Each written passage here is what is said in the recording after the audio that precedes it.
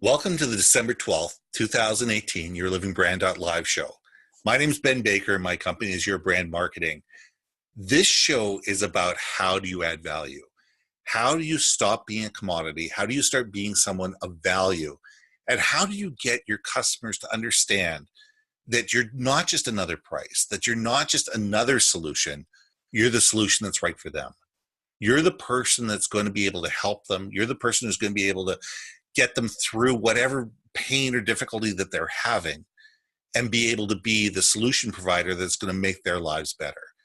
Now, that's what this show is all about. And this week, I have Ben Biddick on my show. Now, Ben is a veteran. He has an amazing podcast called the GetUpNation, and he has a charity that I'm going to let him talk about. He's all about resilience. It's all about overcoming adversity. How do you overcome adversity? And it's about making lemonade from lemons. It's how do you sit there and say, okay, life was difficult. Life is challenging. How do we get beyond it? And how do we get better? So sit back, enjoy the podcast. I'll be back after the show. Ben, thanks for being on the show today. How are you today? Very good. Thank you for having me. A pleasure having you. You know what? This is for people who don't know, this is a back-to-back. Ben was gracious enough to have me on his podcast earlier this year. He was a great host. He had me on the show. We had a great conversation. We talked about my book. We talked about a lot of things to deal with personal branding. So I figured, you know what? I had to return the favor. I'm honored by that. I had to return the favor because you know what? You were so great to talk to. You were engaging. You were generous. So I figured, you know what? Having you on the show is perfect. So let's start off. This show is all about how do people add value, because we're all unique. We're all different. We all have a story to tell. Right. Let's start off with GetUpNation. How did the podcast come about? Like what was the impetus for the podcast? What is the podcast about? And who's your audience and how do you add value to them? Sure. Basically, the GetUpNation podcast is focused on helping others, individuals, organizations, and societies develop resilience. Resilience is a crucial concept today. We have volatility in so many ways. We have rapid change. Technology is unfolding at an unprecedented pace. So people are going through change very rapidly. And there's a lot of conflict, right? There's a ton of conflict as people seek to cope with rapid change. Oh, yeah. And significant change. We have from natural disasters to wars to poverty, all these different challenges that are unfolding in our world. And so one of the things that has been very significant for me personally, being someone who's served in a lot of these environments. I served as a first responder for a long time. I served in the United States military during the global war on terror. I worked in emergency management for a little while. And so one thing that I identified as I witnessed all of this conflict and stress and what people are facing and how people are breaking and the amount of violence that's unfolding, I just knew that resilience was a key component of how I could help. It was a key thing that I thought, if I put my energy there, I will help be part of the solution to not just a part of the problem, but as a biggest swath of it as I can, because in any dynamic, resilience is beneficial. We talked when I had the honor of you coming on my show, we talked about businesses that are seeking to be resilient in the marketplace, who are trying to maintain value in an ever-shifting world. And so that resilience piece was crucial. And so I've No, I just lost your volume. Oh, you did? Oh, there we go. You're back. Okay. All right. So one of the things that I did, I had the honor of meeting Adam Greenberg, who was a former Major League Baseball player. Right. A friend of mine. I had done some ghostwriting for some people, and I got recommended to Adam as being somebody who may help him with the book that he was writing. Right. Well, I had the honor of meeting him, and we did some interviews, and he decided to go with me as his guide to help him create what he wanted to share with the world. And that was an honor because he has a really poignant, amazing, unique story in Major League Baseball where the first pitch where he was facing as a Major League batter hit him in the back of the head, right under the helmet. How's that for the first pitch of your world? Right, tremendous. Right. It was the height of his life. He'd worked his Yeah. entire life to reach that summit, and he steps into that batter's box and first pitch, and he turned away, and it just hit him under the helmet, 92 miles an hour. Yeah. So if you think about the, head trauma Oh, and traumatic brain injury, it's lucky he wasn't unbelievable. killed. Yeah. So, and that was before concussion protocols in Major League Right. Baseball. So he had a number of symptoms. His balance was affected, headaches, his vision was affected, and largely the medical community was not aware of the depth of his injury and the depth of what They hadn't a clue back then. I mean, they absolutely didn't have a clue. Yeah. Absolutely. Yeah. So then he and you obviously have such a short window of time. You perform or you're gone at that right. level. And so he fought and battled for 7 years, not only to overcome his injuries, but to get back to the major leagues. And ultimately he made that journey back for one at bat. It was the first time he got up to bat. It was just considered a plate appearance. And then some crucial people came into his life, amazing people like Matt Liston, who was a baseball fan, who said, I don't like that this story is a reality in the game I love so much. There's got to be a happy ending to this. We can't allow this. And so his amazing petition, where over 25,000 people signed a petition to get Adam an official at bat. And then David Sampson of the president of the Miami Marlins at the time, offered Adam on the Today Show an opportunity to have an official at bat. And That's so cool. Right. I just get chills. He stepped into the batter's box. Dream On is playing over the stadium. Everybody's waving, his name and screaming, and the emotion that his family went through watching that. Where first they were in this, the first time they had seen him 7 years prior to that was a moment that was a horrible. It started out as this height of ecstasy of our son did it. And then this terrifying reality of, oh my gosh, is our son going to survive? Yeah, is he gonna live to the end of the game? Right, exactly. Tremendous, right? As a parent to think of that, and so for the second time around, when he came up, he got his official at bat. The amount of emotion in that family, and Coach Fox, who was his coach at University of North Carolina, Chapel Hill. Coach Fox came down to see it. And it was a stunning moment. So we talk about resilience. I mean, he fought for 7 years.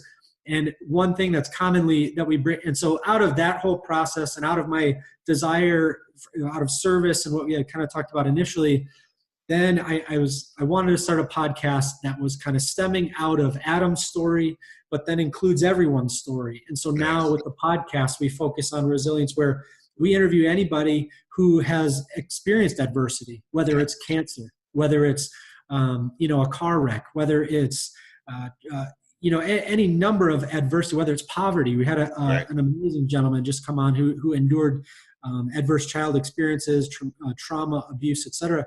And how do people get out from under all that pain and that trauma? And how do they persevere?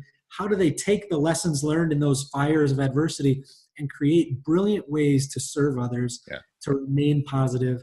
And so that's what I'm really focused on. I hope it gives light to people who are facing tremendous challenges, let them know they're not alone. That's basically what we do at the GetUpNation podcast. Well, and it's an amazing thing you do, because we all have challenges in our life. Right. I mean, not everybody's been hit by a baseball. Not everybody has lost an arm. Not everybody has seen their buddy die in battle. But we all have adversity. We all have certain things that happen in our lives that throw us a curveball, that make our life a little bit more difficult. And it's how you overcome it.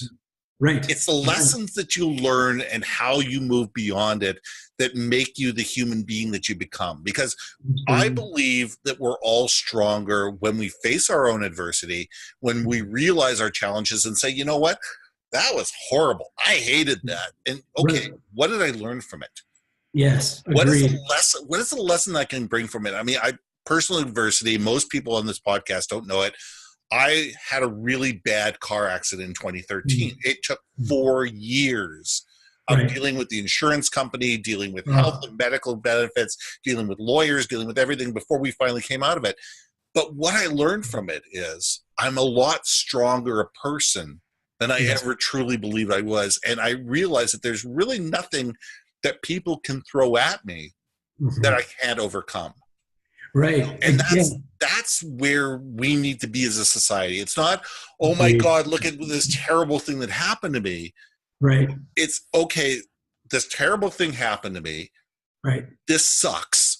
Right. How are we going to get beyond it? And who Absolutely. are the people that I need to lean on Yeah. to help me get through this? Because none of us can do it alone. Absolutely. None of us can do it alone. None of us can overcome by ourselves. And anybody who thinks they can is kidding themselves. Right. That isolation kills. That isolation is devastating. And so, and a lot, especially as men, a lot of times channeled down our way, or, cowboy up, toughen up, suck it up, deal with it. Right. Brush it off. Let's go. Yeah, let's go. And that oftentimes leaves people so isolated that they think that they're not good enough, and then they give up, and then awful things happen.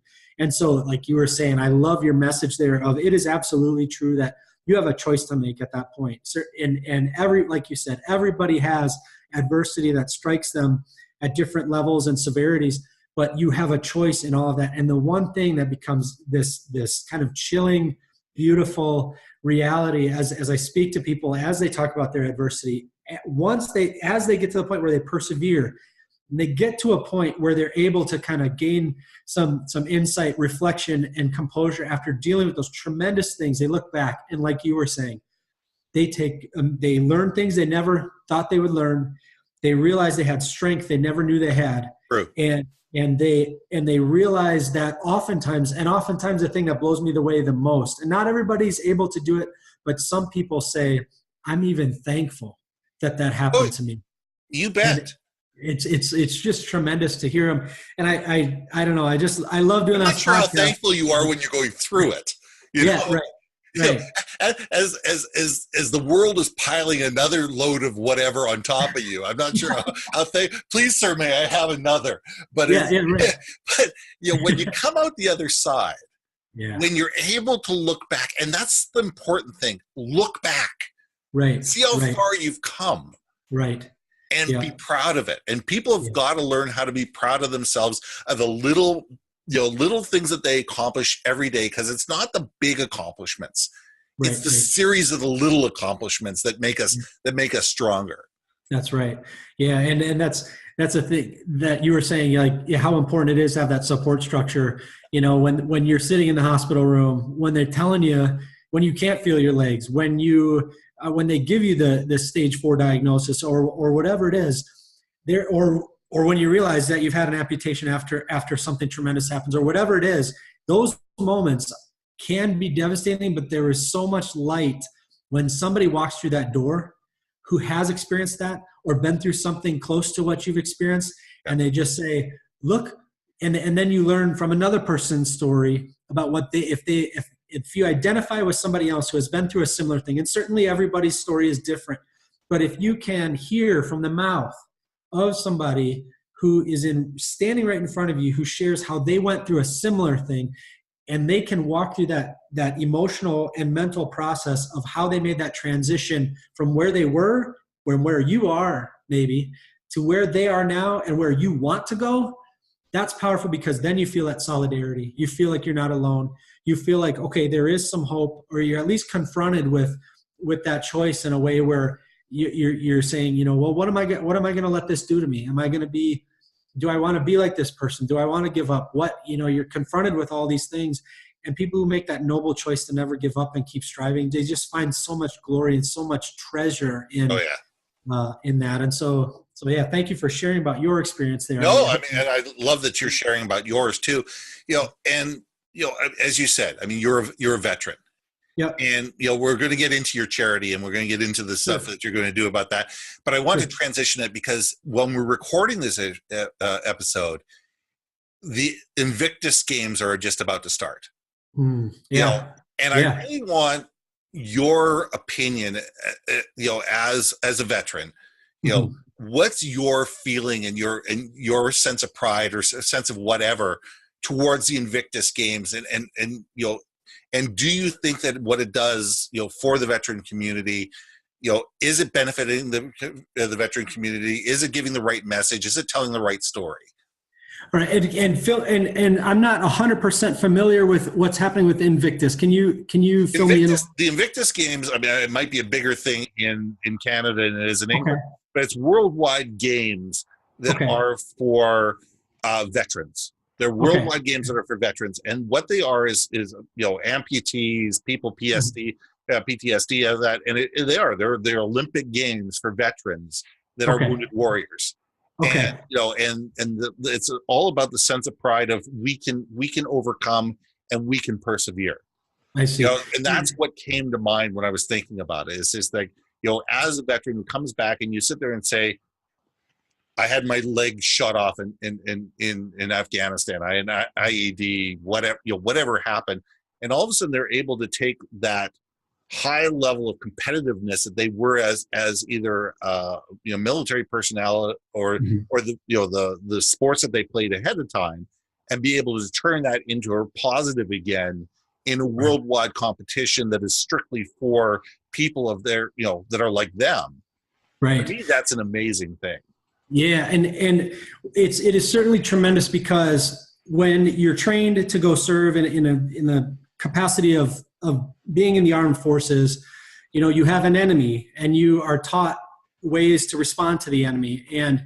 And hopefully we get to the point where that will never have to be a reality. But until we can solve our problems peacefully, until we get to the point where there is conflict resolution, to the point where we can solve these problems without violence, there will be violence. And I hope that one day we will get to a point where that's never necessary. Amen.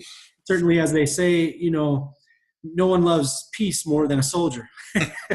So, as they say, but so basically, then we have these people, myself included, who volunteer to say when our country needs us and when we're called on to go protect our country and to take an action.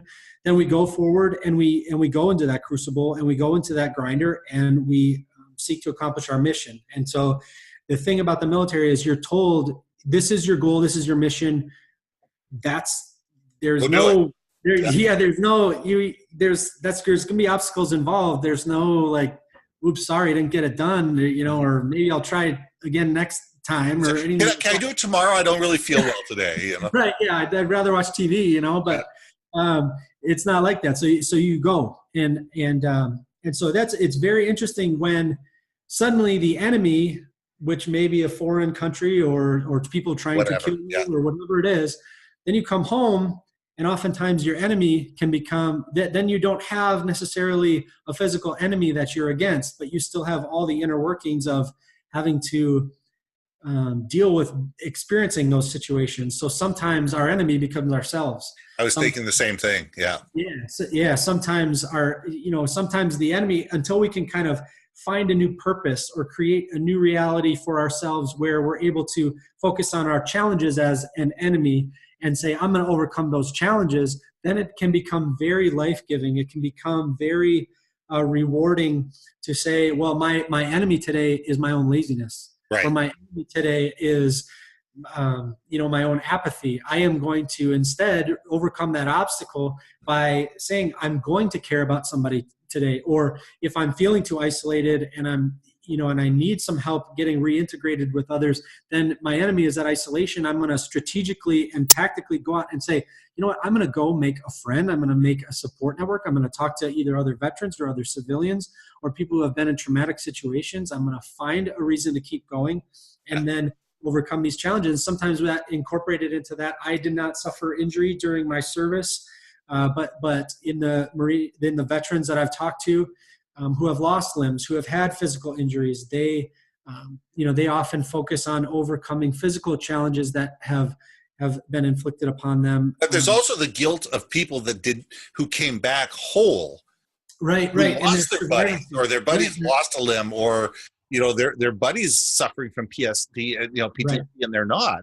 Yeah. There's there's that level as well. So there's a lot of hidden issues that a lot of people don't even realize. Right.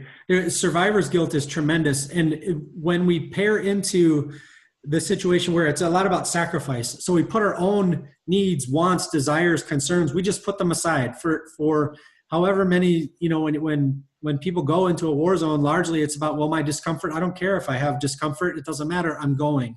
It doesn't matter if I'm tired. It doesn't matter if I'm sleeping in a hole in the ground. It doesn't matter if it's raining on me. I'm going to get the mission done. So we get very skilled at putting aside our needs and wants.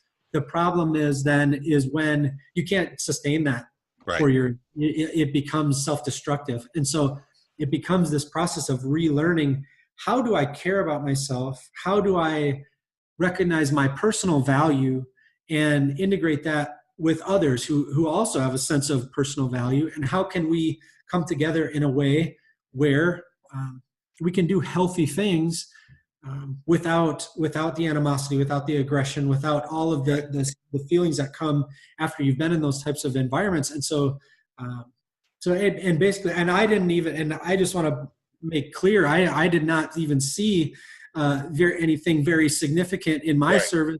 I am certainly not a special ops Green Beret, amazing. You weren't on a wet team. I was never even remotely dealing with Navy SEALs or super intensive. I just please. Yeah, but you did your service nonetheless. I mean, you did your service. Right. So, and the go people ahead. And the people that go and do that, I just have the ultimate respect for them. And like we've talked about a little bit with this nonprofit that I'm doing. Yeah, tell me more about the nonprofit. Tell me about the mission of the nonprofit. Tell me about, first of all, what's the name of the nonprofit? What's the mission of it? Who are you trying to help, and how do you communicate it? Right. So it's UnitedPatriotMissions.org, and it's basically taking some civilians of the highest character and integrity and really noble people who just haven't served in the armed forces. They do amazing things like create their own nonprofits, serve their communities tirelessly, help people in their community without complaint. Amazing civilian people who just never served in the armed forces. And then we take veterans and we find what's called missions, and we find people that are out in the community situations that we think that we want to help. And so we pair the veterans community and we pair the civilians together to do a good work on behalf of this situation. And what we do is then we honor a fallen service member who gave their life so that we could have the freedoms that we have, so that we could have the security that we have. In honor of them, we take this action together. So the veteran learns the lessons from civilians. Civilians learn lessons from veterans about what we've all endured. And in honor of somebody who sacrificed their entire life, and in unity with Gold Star families, we then create the kind of America, or we create the kind of reality that we think is worthy of that sacrifice. So basically, yeah, that's our brand story as you focus on, brands. That's kind of what we're doing with this. And our first mission is underway. We're helping a family dealing with pediatric cancer. There's a young man named Isaac. His Facebook page is at Isaac Strong, Wisconsin. And he was diagnosed with cancer at age 2. He is now 4 years old. He has neuroblastoma. He has 2 brothers. And so it's actually, and I would love if anybody wanted to check that out, they can go to UnitedPatriotMissions.org, and you can see some of the videos, because in that community, we'll make sure that the link is in the video, the show notes. Sure. And so the veteran and the civilian pairing together that we're helping to serve is a young man, Justin Stubendijk is his name, and he is a veteran himself. He's a cancer survivor himself. He works as a police officer in the town that Isaac lives in. Nice. There was a call that he went on. It was an attempted homicide. And when he was a police officer, in this town, he went on this call. A young man had been attacked and been struck in the head multiple times with an object and suffered severe trauma. And Justin was the 3rd officer there, and he held this young man's head together after this trauma. And they bonded at that moment. He helped save his life. And this young man went on to survive that trauma. He wanted to meet the officer that saved his life. They met, they became friends. And then when Justin then learned of this family facing pediatric cancer in his community, he said, I'm going to do something about that as a cancer survivor myself, as somebody who wants good in our community. And so sure enough, his buddy who he had met in that type of situation, he said, well, if you're going, I'm going, and we're going to help this kid. And it's just powerful to hear them do this. And so now we're marshaling all these resources, and in honor of a veteran who is a friend of mine, he died in Afghanistan in an improvised explosive device blast. His name is Dan Thompson, and his mother, Lisa, has partnered with all of us and a few more of my veteran friends, Buzz Bryan and Nick Bennis, Kat Kalin, Eric Frank, a number of amazing selfless people. We're all just banding together to marshal resources to help support this family and make sure their needs are met as they face this tremendous challenge. So that's what United Patriot Missions is. And it's personal, and it's specific, and it's, it's actionable, because it's not just this, this grandiose worldwide thing. This is actionable. This is local. This is, this is very personal. That's right. I love that, because not every company, not every mission, not everything has to be this enormous elephant, doesn't have to be this, this unicorn.